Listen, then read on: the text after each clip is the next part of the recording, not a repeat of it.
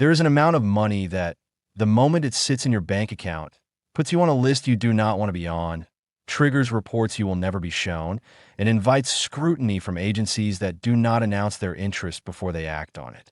And the number that most people assume is the threshold, the number that gets repeated in casual conversation and half-remembered financial advice, is not the number that is actually getting ordinary Americans flagged in 2026. The real picture is more complicated, more specific, and far more relevant to people who have never cheated on a tax return, never hidden income, and never done anything with their money that they would not be comfortable explaining to anyone.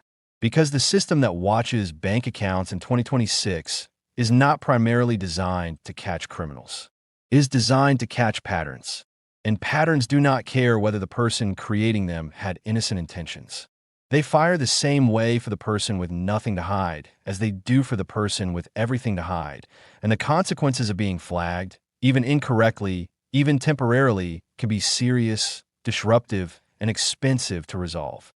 Today, I'm going to tell you exactly what those patterns look like, what the actual thresholds are that trigger automatic reporting, what the IRS and federal agencies can see when they look at your account, and what the smartest approach to managing your bank balance in 2026 actually is if you want to keep your financial life clean, private, and out of the crosshairs of systems that are far more active right now than most people realize.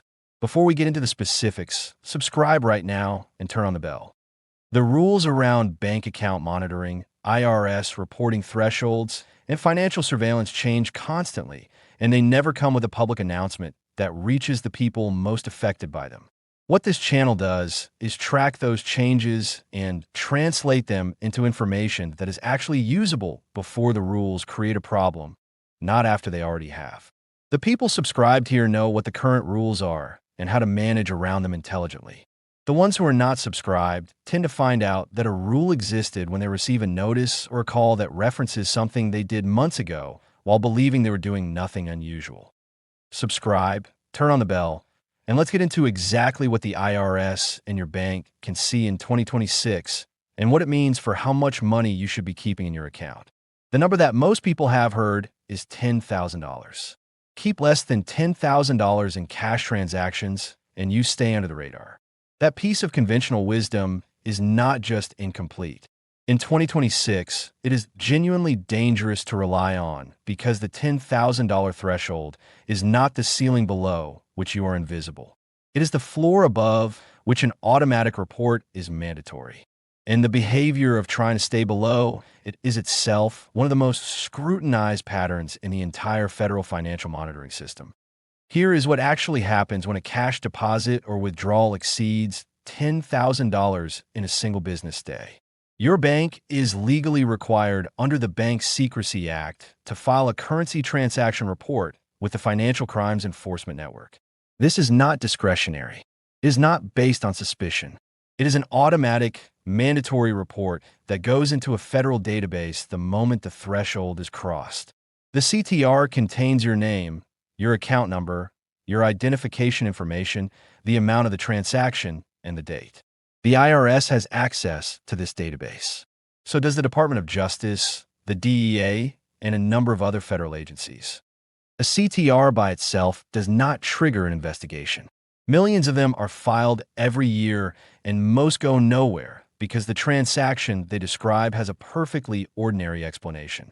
But they exist in the system permanently attached to your name, and they can become relevant if other patterns emerge later that cause someone to go looking at your history. What is far more dangerous than the CTR is the suspicious activity report. And the SAR is what gets filed when your bank decides, based on your transaction patterns, that something about your account activity warrants a closer look by federal authorities. Unlike the CTR, the SAR threshold is not a fixed dollar amount. It is triggered by behavior. And the behavior that triggers it most reliably is exactly what millions of people do when they learn about the $10,000 CTR threshold. They start keeping their transactions just under $10,000. A deposit of $9,800 here. A withdrawal of $9,500 there. A series of $4,500 deposits spread across multiple days. Each individual transaction is below the reporting threshold. Together, they form a pattern that the Bank Secrecy Act specifically defines as structuring. And structuring is a federal crime, not a technicality, not a civil infraction. A federal criminal offense that carries penalties including account seizure, civil fines, and in serious cases criminal prosecution, regardless of whether the underlying money came from a completely legitimate source. Banks are required to file SAR when they identify structuring patterns, and their systems are now sophisticated enough to detect those patterns automatically across weeks and months of transaction history, not just day by day. If your deposit or withdrawal history shows a consistent pattern of transactions falling in the $8,000 to $9,900 range, that pattern is visible to your bank and is generating alerts in systems you will never see. So what is the right amount to keep in your bank account in 2026? And how should you be thinking about this? The answer is not a single magic number.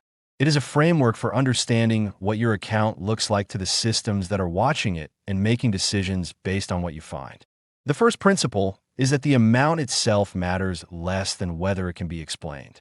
A $50,000 balance sitting in a checking account belonging to someone whose tax returns show $200,000 in annual income from a well-documented business is not going to attract meaningful attention.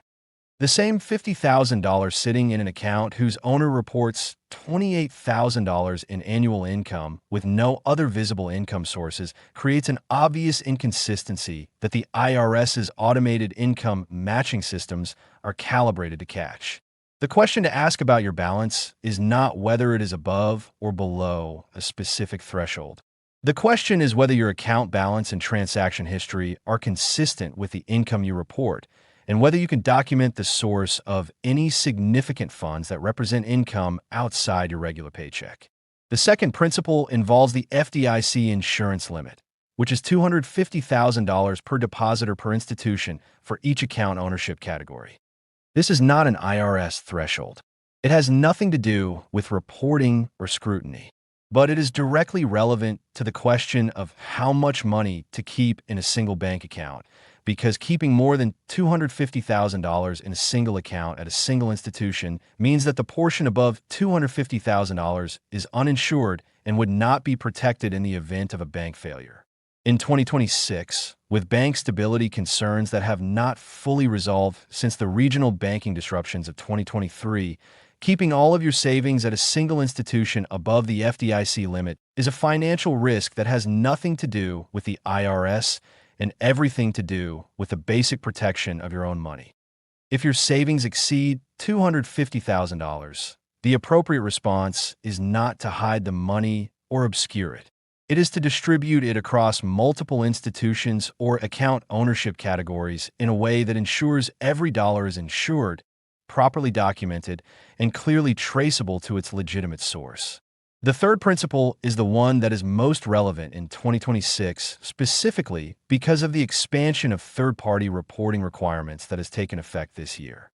Every dollar that flows into your bank account from a payment platform, from a gig economy platform, from a marketplace where you sell goods or services, or from any business activity that generates a 1099 is visible to the IRS before you file your tax return, because the platform that paid you sent the IRS a copy of the same form they sent you.